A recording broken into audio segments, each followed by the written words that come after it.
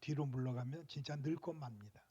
그런데 교회 어른이다 생각하면 해야 될 일들이 많고 과거가 길어지는 게 아니라 미래가 길어지는 살 맛을 느끼며 사는 성숙한 그리스도인이 될 줄 믿습니다.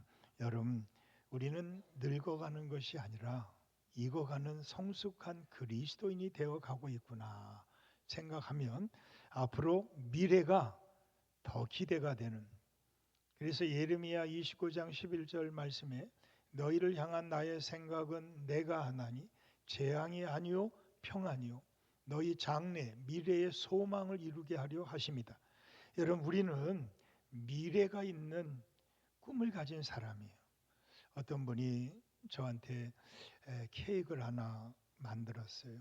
거기에 뭐라고 써 있냐면 목사님의 제2의 인생 막이 열려지기를 기도합니다 라는 글이었어요. 저는 새로운 길을 걸어가게 될 겁니다. 아마 지금까지 걸어가지 못했던 길을 걸어갈 겁니다. 여러분들 기도해 주시면 더 미래에 더 큰 일을 감당할 수 있는 훌륭한 하나님의 목회자로 남은 목회를, 저희 아버님이 그런 말씀을 했어요. 목사는 은퇴가 없다. 죽을 때까지 하는 게 목사다. 그런 말씀 그대로 죽을 때까지 하나님의 일을 기쁨으로 감당할 것이니까 여러분들 제 인생의 제 2막을 위해서 기도 많이 해주시면 더 좋은 결과가 이어지고 하나님의 교회는 더 굳세게 아름답게 세워져 갈 줄 믿습니다. 여러분, 오늘 꼭 필요한 것 3가지, 이번 주 수요일 날도 우리에게 꼭 필요한 3가지, 그러니까 6가지 말씀을 여러분들에게 말씀을 드리려고 하는데, 이제 여러분들에게 꼭 필요한 것을 전해주고 싶어요. 여러분들에게 남은 인생에 꼭 필요한 것이 뭘까? 사람과 동물의 차이는 그 어떤 것보다 생각의 차이에서 온다. 나이가 들수록 생각이 죽어가잖아요. 기억력도 없어져 가는데 생각만 바꾸면 달라질 수가 있는 거죠. 나오미가 그렇게 먹고 살겠다고 모압 땅으로 내려갔다가 남편 엘리멜렉 죽고 두 아들 말론 기련 다 죽었을 때 생각을 바꿨어요. 이제는 베들레헴에 가서 죽자. 베들레헴에 가기 전에 그는 생각을 바꿨어요. 나를 나오미라 부르지 말고 나를 마라라 불러다오. 생각을 바꿨더니 인생이 달라지기 시작했어요. 저는 오늘 여러분들의 인생이 달라지는 출발이 되기를 바랍니다. 우리가 옛날에는 어쩌면 그렇게 우리 지붕 밑에 제비들이 새끼 낳고 집을 짓는지 모르겠어요. 그런데 제비집이 지금도 있더라고. 짓는 방법이 변함이 없어요. 좀만 지나면 우리 예수사랑교회 교회 그 네온사인에 이제 까치가 집을 짓 거예요. 근데 똑같아. 100년 전이나 50년 전이나 똑같이 바뀌지 않아요. 이게 동물과 인간의 다른 점이에요. 우리 인간들은 생각이 바뀌잖아요. 옛날 저희 어렸을 때는 화장실이 다 바깥에 있었지 방 안에 없었어요. 방 안에 있을 거라고는 전혀 생각하지 못했어요. 이 추운 겨울이 오면 꽁꽁 얼어붙은 화장실에서 일을 봐야 돼. 야, 그런데 지금은 화장실이 방 안에 그리고 2개. 참 신기하죠. 냄새도 못 느껴. 더럽다는 생각 하나도 안 해. 여러분, 사람은 생각만 바꾸면 이렇게 좋은 환경 속에서 살아갈 수 있어요. 믿음 생활을 정말 잘하고 싶다면 생각만 바꾸면 돼요. 그러면 하나님께서 우리에게 주시는 놀라운 축복을 받는, 우리 전도서 3장 11절에 일의 결과는 아름다움에 있으며, 하나님께서 우리에게 약속하신 것은 힘들고 어렵지만 결과는 아름다움에 있다, 이 말씀을 주셨거든요. 생각만 바꾸면 아름다움의 역사가 여러분에게도 일어날 줄 믿습니다. 옛날 우리 소방서 참 소방서 그러면 얼마나 조그맸어요. 그리고 굴뚝 같은 거 거기에 또 그거 올라가 가지고 그거 망경으로 보든지 뭘 보는지 어서 연기가 난다 그러면 쭈르륵 내려와 가지고 그리고 불 끄러 가다니. 그러니 불 다 탄 다음에 갈 거야. 여러분들 지금은 다 전화로 컴퓨터로 다 연락이 됩니다. 생각만 바꾸면 얼마나 좋아졌는지 모르겠어요. 저는 오늘 여러분의 생각이 바뀌어지는 그런 귀한 시간이 되기를 축원합니다. 이사야 60장 22절 말씀이죠. 하나님은 작은 자를 통해 천을 이루시고 약한 자들을 통해 강국을 이루시겠다. 하나님은 우리를 작은 자라고 처음에 말씀하지만 이 작은 자가 어떤 사람이 되게 하시겠다고? 천을 이루는 사람이 되게 하시겠다. 또 약한 자 맞아요. 우리는 약한 자들이죠. 그런데 우리를 통해서 강국을 이루시겠다. 하나님 우리를 그냥 쫄장부로 살게 하지 않으셔요. 우리를 약한 자에서 강국을 이룰 수 있는 강한 자로 만드시고 작은 자 한 사람에 불과하지만 한 사람이 천의 역할을 감당할 수 있는 위대한 사람으로 만드시는 것이 하나님의 계획이고 하나님의 목표라는 거예요. 그런데 우리 자녀들만 생각해 봐도 자녀들 학교 갔다가 그냥 학교 갔다가 가는지 마는지 공부했는지 마는지 그냥 돌아오면 잘 왔다 그리고 박수 치겠어요? 어떻게든 공부시켜야 될 거 아니에요. 반에서 1등 아니면 그 열의 자리 안에 들어가야지 속이 후련하지 않겠어요? 속상하잖아. 그런데 왜 우리는 믿음 생활을 하면서 이렇게 약하게 믿는 것인가 하는 거예요. 왜 우리는 약자로 살아야 되는가 하는 거예요.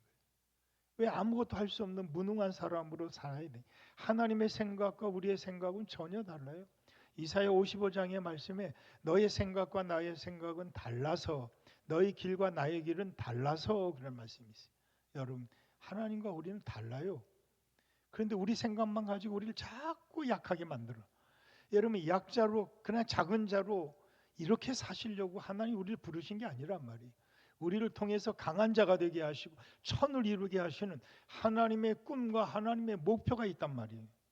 그런데 왜 우리의 신앙생활은 점점 더 약해져만 가고 있느냐 하는 것입니다. 우리는 멋진 그리스도인이 되고 강한 자가 돼서 세상을 이끌어갈 수 있는 능력 있는 사람이 실력 있는 사람이 돼야 하나님이 기뻐하신단 말이에요. 우리가 아브라함을 보더라도 아브라함 믿음의 조상이 될 자격이 하나도 없어요. 그의 아버지 데라는 우상을 만드는 사람이에요. 그런데 하나님이 그 가운데 불러내가지고 내 본토 친척 아비집을 떠나라. 내가 지시하는 곳으로 가라. 왜 그러신 거예요? 그걸 힘들게 하려고 어렵게 하려고 만드신 게 아니에요. 새로운 길을 왜 만드신 거예요? 위대한 믿음의 조상, 히브리 민족의 조상이 되게 하시려고 그를 창대케 하시려고 부르신 거 아니에요. 모세가 태어날 때를 보십시오. 태어날 때는 모든 사내의 아이는 다 나일강에 던져버려 죽여야 되는 거예요. 근데 그의 어머니가 그가 태어났을 때 어떻게 했어요? 3개월 동안을 숨겨서 키웁니다. 태어나는 환경이 좋았냐? 그렇지 않았어요. 그는 죽어야 될 사람으로 세상을 탓할 수밖에 없는 세상에 얼마나 무서운 세상에서 태어났는지 모르겠어요. 요셉은 태어나면서부터 그의 어머니가 4명이에요. 레아, 라헬, 실바. 이 생각만 해도 이게 진짜 이게 말이나 되는 거예요. 이런 최악의 환경이 어디 있어요? 또 형들이 10명이 있는데 다 배가 달라요. 환경이 좋았어요? 에스더는 태어나면서 보니까 부모가 죽었어요. 사촌 오빠 모르드게가 키웠단 말이에요. 환경이 좋아서 잘 된 게 아니에요. 다니엘이 왜 위대한 사람이 된 거예요? 이방 나라에 포로로 붙잡혀 가서 거기서 믿음 지키다가 위대한 하나님의 사람 총리가 되는 거 아니에요. 요셉은 태어나면서 또 그렇게 어려운 가운데 17세 하나님의 꿈을 주시는데 그 꿈 때문에 형들이 그를 죽이려고 했던 사람이에요. 형들에 의해서 죽을 수밖에 없었어요.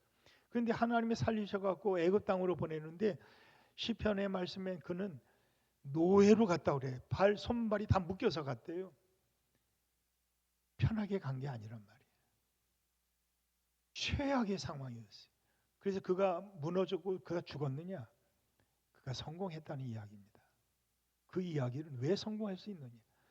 부자가 되려면 부자에게 점심을 사라는 이런 책도 나왔어요. 우리는 남이 잘 되면 배 아파만 하지 배우려고 하는 생각이 1도 없는 거예요. 우리 모두가 함께 하나님 앞에서 정말 말씀으로 무장을 하고 말씀 앞에 무릎 꿇어야 되는데 하나님의 말씀은 전혀 생각하지 아니하고 세상 이야기만 듣다 보니까 우리의 믿음은 온데간데 없어지고 예배는 드리러 왔지만 하나님의 자리가 없어요. 하나님이 없는 예배를 드리고 하나님이 없는 찬양을 부르고 하나님이 없는 기도를 하고 있는지도 모르겠어요. 그래서 오늘 여러분에게 꼭 필요한 것 3가지 말씀을 여러분들에게 드리려고 하는데, 사무엘은요 태어나면서 어디서 자랐는지 아십니까? 그렇게 어렵게 귀한 아들을 얻었어요. 한나가 성전에서 떼굴떼굴 굴르며 술 취한 여인이라고 비웃음을 당하면서도 묵묵히 하나님 앞에 기도하면서 얻은 아들이 사무엘이었어요. 그런데 한나가 젖을 뗀 후에 그를 어디로 데려갔냐? 하나님의 성전 엘리 제사장이 있는 성전으로 갑니다. 그 당시에 엘리 제사장은 눈도 멀고 귀도 멀고 영력은 제로였습니다. 그리고 그의 두 아들 홈리와 비누아스는 하나님이 죽이기로 작정한 깡패였습니다. 거기서 자랐단 말이에요. 환경이 좋았느냐? 최악이었어요. 그런데 위대한 선지자, 위대한 사사는 누구였느냐? 사무엘이었어요. 다윗에게 위대한 멘토가 3분이 있었는데 그 중에 제일 되는 멘토가 누구냐? 사무엘이었다고 그래요. 여러분들, 사무엘은 위대한 선지자가 됩니다. 요셉은 애굽의 총리가 됩니다. 모세는 민족을 이끌어내는 리더자가 됩니다. 아브라함은 믿음의 조상, 히브리 민족의 조상이 됩니다. 하나님이 망할 것 같은데 망하지 않고 세우셨던 그들을 통해서 오늘날도 그리스도인들에게 이 말씀이 전파되고 있어요. 여러분들도 그런 존재가 되기를 원합니다. 하나님의 사람으로 살아가려면, 위대한 하나님의 작품이 되려면 우리에게 꼭 필요한 것 3가지가 뭐냐? 요셉에게 있었던 3가지, 수요일 날은 느헤미야가 있었던 3가지 사실을 여러분들과 함께 이제 말씀을 나눌 텐데, 첫 번째는 오늘 3절 말씀입니다. 요셉은 노년에 얻은 아들이므로 이스라엘이 여러 아들들보다 그를 더 사랑하므로 그를 위하여 채색 옷을 지었다 그랬어요. 요셉은 아버지 야곱의 특별한 사랑을 받고 자랐다는 것입니다. 사랑입니다. 여러 아들보다 그를 더 많이 사랑했다는 거예요. 그래서 그에게 채색 옷을 지어 입혔다. 여러분, 채색 옷은 무조건 아름다운 옷이고 비싼 옷만 생각하는데 그 당시에 채색 옷이라는 것은 온 형제들 중에서 유산을 물려받을 상속자에게 입혀주는 옷이 채색 옷이란 말이에요. 그만큼 의미가 있는 거예요. 아버지는 요셉밖에 몰랐다는 거예요. 특별한 사랑을 받고 자란 이 요셉을 우리가 볼 수 있습니다. 요셉이라는 이름의 뜻은 뭐냐? 보태다, 더하다, 이런 의미를 가진 복동원이라는 의미가 있는 거예요. 여러분, 그래서 야곱이 그 요셉의 두 아들 므낫세, 에브라임을 위해서 기도할 때 뭐라고 기도했는지 아십니까? 담장 너머로 뻗어가는 가지가 되게 해달라고 기도했어요. 복덩어리가 되게 해달라고 기도한 거예요. 저는 여러분의 자녀들을 위해서, 여러분의 가정을 위해서, 우리 성도들을 위해서 제가 기도할 수 있고 여러분이 기도할 수 있는 것은 담장 너머로 뻗어가는 가지가 되게 해달라고 기도하는 거예요. 왜냐하면 우리가 이렇게 복을 나눠주는 사람, 복덩어리가 돼야 되는 거지. 우리가 요셉이 돼야 되고 우리가 이제 므낫세, 에브라임이 돼야 되는 거예요. 그래서 많은 사람을 유익하게 할 수 있고 많은 사람을 기쁘게 할 수 있는 정말 좋은 일들을 많이 해야 되는 거란 말이에요. 자, 오늘 요셉의 첫 번째 키워드는 사랑이었어요. 사랑받고 자랐다는 거예요. 별것도 아닌 것 같지만 사랑받고 자란 사람은 뭔가 달라도 다르다는 거예요. 여러분, 사랑하는 것도 물론 중요하지만 더 중요한 것은 사랑받을 줄 아는 게 더 중요해요. 집에서 똑같은 자녀들이지만 부모가 사랑할 수밖에 없는 자녀들이 있잖아요. 하나님이 여러분들을 다 사랑하시면 물론 맞죠. 그런데 그 중에 더 사랑하는 사람이 있단 말이에요. 기도 안 하는 사람 없어요. 그런데 하나님이 누구에겐 더 좋은 것을 주지 않겠느냐 하는 말씀을 하신 이유가 뭐겠어요? 저는 여러분들이 하나님의 사랑을 더 많이 받는 성도가 됐으면 좋겠다는 거예요. 그래서 우리 교회 표가 뭐예요? 예수님의 사랑을 가장 많이 받고 예수님의 사랑을 가장 많이 받아서 그것을 나눠주는 사람이 되라. 예수님을 가장 많이 사랑하면 가장 많이 받을 수밖에 없는 거예요. 사랑받으면 사랑을 나눠줄 수밖에 없는 거예요. 여러분 사랑받고 자란 자녀들을 보면은 모든 일에 다 자신감이 있어요. 사랑받고 자란 사람들 보면은 왜소하지 않아. 몸이 왜소한 게 아니라 마음이 작아지지 않단 말이에요. 정말 사랑받고 자란 자녀들을 보면은 자신감이 있어요. 그리고 여유가 있단 말이에요. 우리 성경에서 가장 많이 말하는 말씀이 뭔지 아신? 사랑하라는 거죠. 다른 게 아니었어요. 하나님은 사랑이시라. 요한일서 4장 8절 말씀에 그러죠. 또 요한일서 3장 18절 말씀에 보면 자녀들아 말과 혀로만 사랑한다고 말하지 말고 행함과 진실함으로 사랑하자는 말씀을 하시죠. 진실함으로 사랑할 줄 알면 자녀들에게 하나님의 축복이 넘쳐난단 말이에요. 여러분 10계명 가운데 제1계명, 2계명 보시면 하나님이 사랑하는 자에게는 몇 대까지 복을 주신대요. 1000대까지 복을 주신대. 근데 미워하는 자에게는 저주하는데 거기 몇 대냐? 3대까지 주신대. 3대까지 저주하면 다행이지. 그런데 하나님이 축복해 주시면 1000대까지 이루신대. 자자손손이. 여러분들 요셉은 그렇게 형들이 무시하고 깔보고 외면하고 죽이려고 하잖아요. 그런데도 여유가 있어요. 자신감이 있어요. 형들이 곡식 사러 애굽에 총리됐을 때 왔잖아. 보는 순간 죽여 그럴 수도 있어요. 곤장 100대 이렇게 말할 수도 있어요. 근데 뒷칸에 가서 엉엉 울었대요. 야, 그 괘씸하고 미워했던 마음이 하나도 찾아볼 수가 없어요. 그들 때문에 울었다는 거예요. 여유가 있잖아요. 보디발의 아내가 그렇게 유혹을 해오잖아요. 그런데도 불구하고 여유 있게 옷을 벗겨주고는 나가. 여유만만이에요. 술 맡은 간원장이 나가면 바로 왕에게 말해서 나를 좀 난 죄가 없으니까 풀어다오 부탁을 했는데 까마득히 잊어버려. 2년 동안이나 감옥에 있으면서 얼마나 여유롭게 살아가는지 몰라요. 왜? 하나님이 자기를 사랑하는 줄 알기 때문에 그래. 견딜 수 있어. 이겨나갈 수 있는 거예요. 사랑받고 자란 사람들은 그 얼굴을 보면 알 수 있어요. 제가 여러분의 얼굴을 이렇게 보면 아, 사랑받고 자랐네. 이거 알 수 있어요. 아, 사랑 못 받고 자랐구나. 그러니 얼굴이 험악하네. 이거 알 수 있어요. 여러분들 불안하기보다는 사랑받는 사람을 보면 안정감이 있단 말이에요. 아, 저 사람은 뭐든지 되겠구나. 이런 안정감이 있어요. 불편하기보다는 평안함이 있어. 그 사람과 함께 있으면 그냥 평안해지는 거야. 사랑받는 사람들 보면 부족한 것이 많을 것 같은데 넉넉함을 볼 수 있어요. 이게 고린도후서 6장 6절 이하에 나오는 말씀입니다. 10절 말씀에 특히 뭐라 그래? 근심하는 자 같으나 항상 기뻐하는 자요. 가난한 자 같으나 많은 사람을 부유하게 하고 아무것도 없는 자 같으나 모든 것을 가진 자로다. 이게 사랑받은 자녀들이야. 여러분의 자녀들이 이렇게 사랑받고 자라고 있는지, 여러분들은 하나님 앞에 이런 사랑을 받고 자라는지. 가장 중요한 것은 어떤 것보다 우리가 사랑을 받고 자라고 있다는 이 증거가 보여지기를 바랍니다. 사랑은 배우는 것입니다.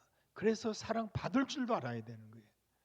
여러분 학교에 가면 선생님의 사랑을 받는 자녀들이 있어요. 교회에 가면 목사님의 사랑을 받는 성도가 있고, 어디를 가든지 가면은, 직장에 가면 사랑받는 직원이 있어요. 왜? 사랑받을 짓을 하는 거예요. 저는 여러분들이 앞으로 하나님께 사랑받을 행동을 많이 할 수 있는 정말 진실한 하나님의 사람이 되기를 바랍니다. 아버지는 가정의 희망이라면 어머니는 가정의 사랑이라고 말할 수 있어요. 그래서 아버지가 있으면 든든해지고 어머님만 계시면 마음이 평안해질 수가 있는 거예요. 그래서 제가 어머니를 그렇게 찾았는지 모르겠습니다만, 여러분들 정말 훌륭한 부모가 되는 길은 자녀를 더 많이 사랑할 줄 아는, 그리고 사랑받는 자녀가 되는 이 가정이야말로 이 지상에서 가장 행복한 가정이 될 줄 믿습니다. 요셉이 출세하고 애굽의 총리가 된 후에 형들에게 이런 말을 해요. 아버지는 내가 복양하겠습니다 하는 말이었어요. 사랑받았기에 사랑할 줄 아는 아이가 됐어요. 저는 여러분들에게 사랑이 많아질 수 있는, 폭이 넓고 깊어질 수 있는, 높아질 수 있는 여러분들이 되기를 축원합니다. 여러분, 나오미가 룻을 결혼을 시키잖아요. 그런데 사람들이 룻이 오벳을 낳을 때 뭐라고 그러는지 아십니까? 내 노년의 봉영자다, 이런 말을 해요. 여러분들, 사랑 줬기 때문에 사랑받을 자격이 있는 거예요. 저는 여러분 모두가 함께 부모로서 우리 자녀들에게 이런 봉양자가 되어지는 자녀들이 되기를 축원합니다. 얼마나 지대한 영향력을 끼칠 수 있느냐는 어디에 있느냐? 사랑에 있다는 거예요. 사랑하는 만큼 성숙해져가고 익어져가는 사람이 될 수가 있다. 여러분, 어제 그제 김장할 때 보면 우리 교인들 교회를 얼마나 사랑하는지 이게 그림이 그려진단 말이에요. 이게 다 보여지는 거예요. 여러분들 그림만큼 여러분의 것이 될 줄 믿고 우리 교회 거가 될 줄 믿습니다. 자, 두 번째는 오늘 읽었던 마지막 절 11절 같이 읽겠습니다. 그의 형들은 시기하되 그의 아버지는 그 말을 간직해 두었더라. 이전의 번역의 말씀, 그 말을 마음에 담아뒀다 하는 번역이 있어요. 여러분들, 무릇 지킬 만한 것보다 더욱 내 마음을 지켜라. 생명의 근원이 이에서 남이니라. 여러분, 마음 지키는 게 뭐예요? 관심을 가진다는 거죠. 임마누엘, 예수의 이름을 뭐라 그래요? 임마누엘이라리라. 임마누엘의 뜻은 뭐예요? 하나님이 우리와 함께 계신다. 여러분, 하나님이 우리와 함께 계신다는 그 말이 뭐예요? 하나님 우리의 관심이 있다는 얘기잖아요. 여러분, 에녹이 300년 동안 하나님과 동행하더니 하나님이 저를 데려가셨다. 왜? 관심이 많아. 하나님은 에녹에게 300년 동안 하나님과 동행했다, 임마누엘 했다는 얘기입니다. 그런데 히브리서 11장에 믿음장에 뭐라고 표현을 했냐면, 저가 300년 동안 하나님을 기쁘시게 한 자였다, 사랑받을 만한 자였다는 거예요. 그래서 하나님이 그의 관심이 많았다는 이야기입니다. 여러분들, 부모님의 지대한 관심 속에서 자라는 게 우리 자녀들이에요. 형들은 꿈 얘기를 할 때마다 요셉을 시기하고 독한 미움의 마음을 가졌지만 그의 아버지는 그 말을 마음에 담아뒀다는 얘기입니다. 모세도 태어날 때, 야, 특별한 아이구나. 그래서 그의 어머니가 몰래 3개월 동안 키우다가 안 되겠다 싶어가지고 갈대 상자에 넣어가지고 이제 나일강으로 띄워보내면 그걸 쫓아가. 그러다가 공주가 그걸 발견하고 그 공주를 찾아가서 이 아이의 어머니를 데려오겠습니다. 그래서 그 어머니가, 자기 어머니가 그 아이를 키우게 되었단 말이에요. 왜 그렇게 된 거예요? 관심이 많았다는 거예요.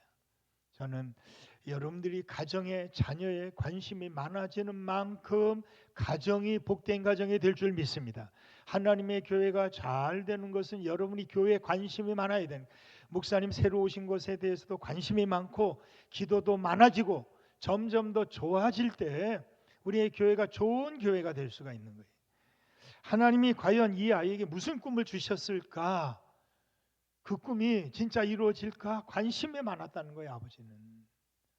여러분들, 자녀들에게 관심이 있습니까? 자녀들이 하나님이 주신 달란트가 뭘까? 생각해 보시고 그걸 찾기 위해 노력해 보셨는가? 그냥 되는 대로 갈 대로 가겠지 뭐. 포기하지 마시고 기도하시면서 찾아내야 되는 거예요. 이게 부모에게 주신, 하나님이 주신 책임감일지 모르겠어요. 하나님은 아브라함을 부르시고는 늘 그의 곁에 계셨어요. 롯이 가난할 때는 삼촌 그러고 따라다니다가 말이야, 부자가 되니까 삼촌이 보이지 않아. 야, 네가 좌하면 내가 우하고 네가 우하면 내가 좌할게. 헤어지자. 그랬더니 속하니 자기 눈에 보이는 여호와의 물된 논산과 같은 소돔과 고모라 땅을 땅에서 팍 내려가 버려. 얼마나 아브라함이 배신감을 느끼겠어요. 그런데 하나님이 아브라함에게 얼마나 관심이 많은지 당장 그를 불러요. 아브라함아, 일로 와라. 그러고서는 하신 말씀이, 내 눈을 열어 동서남북을 바라보라. 내가 보이는 땅을 다 내가 너에게 주겠다. 하나님은 이런 하나님이시단 말이에요. 내가 하려고 하면 이만큼 하지만 하나님 하시면 이만큼 하신단 말이에요. 여러분, 우리의 생각과 하나님의 생각은 전혀 다르다는 거예요. 하나님의 길과 우리의 길은 전혀 다른 길이에요. 보라, 내가 새 일을 행하리라. 내가 광야의 길을 사막의 강을 내어 너로 먹고 마시게 하시겠다. 이사야 43장 10절 이하에 나오는 말씀처럼 여러분들, 하나님을 믿는 우리들은 달라야 되는 거예요. 우리는 하나님 우리에게 관심을 가지고 있다는 거예요. 우리의 교회를 관심을 가지고 지켜보고 있단 말이에요. 그러니 하나님의 교회는 반드시 이루어지고 되는 역사가 일어날 줄 믿습니다. 여러분들, 형들은 아무 관심이 없었어요. 근데 그의 아버지는 그의 관심을 두었다는 거예요. 여러분들, 관심을 둘 때 그 아이가, 우리 아버지는 내가 봉양하겠습니다 그래요. 여러분들, 훌륭한 하나님의 사람이 되는 것은 관심입니다. 마음에 두셔야 됩니다. 마음에 둔다는 이야기는 뭐예요? 기도한다는 의미가 있는 거예요. 하나님 앞에 맡긴다는 의미가 있는 거예요. 여러분, 우리의 자녀들 지금은 몰라요. 나중에 보면 하나님께 맡긴 자녀는 하나님이 이끌고 가시는 거예요. 여러분, 광야 40년 길은 누가 인도해? 모세가 인도한 게 아니에요. 하나님이 인도해 주신 길입니다. 여러분, 우리 모두가 함께 관심을 가지시고 하나님의 교회를 지켜나갈 수 있는 여러분들이 되기를 축원합니다. 마지막 세 번째는 오늘 읽지 않았습니다만 우리 13절 같이 읽겠습니다. 이스라엘이 요셉에게 이르되 내 형들이 세겜에서 양을 치지 아니하느냐, 너를 그들에게로 보내리라. 요셉이 아버지에게 대답하되 내가 그리하겠나이다. 여러분들, 순종하는 게 쉬워요, 어려워요? 어려워요. 마음이 없으면 절대 순종할 수가 없어요. 사랑하지 않으면 절대 순종하지 않아요. 우리 여호수아 1장 1절에 모세의 시종 여호수아 40년 동안 누구의 몸종으로 있었어요? 모세의 몸종으로 있었단 말이에요. 모세를 정말 사랑하지 않으면 그 말 듣고 따라가지 않아. 에이씨, 마음에 들지 않아. 안 했을 거야. 그대로 했다는 얘기입니다. 그랬더니 하나님이 그를 모세를 뒤에 이을 제2의 지도자로 하나님이 여호수아를 선택하십니다. 다윗이 시편을 거의 3분의 2 가까이를 썼어요. 150편 가운데. 그런데 대부분이 어디서 지었냐면 광야에서 지은 시예요. 평안할 때 지은 게 아니에요. 가장 어렵고 힘든 광야길을 걸을 때. 그래서 신실한 그리스도인의 간증은 다 거의 대부분이 광야에서 체험한 거예요. 그냥 좋을 때 얻은 간증은 없어요. 다 광야에서 얻은 간증이란 말이에요. 40년 광야길을 걸어가면서 먹고 사는 문제가 아니에요. 그런데 이스라엘 백성들은 뭘 먹고 살아야 되느냐가 문제였단 말이에요. 근데 하나님은 광야 40년 길을 걷게 하신 이유가 뭐냐? 내가 인도한 그대로, 말씀하신 그대로 순종할 수 있는 사람이 되겠느냐 하는 것이었단 말이에요. 이게 광야길이었어요. 광야길에서 뭘 먹고 살까? 걱정한다고 뭘 먹을 수가 있어요? 하나님이 먹여주신 거잖아요.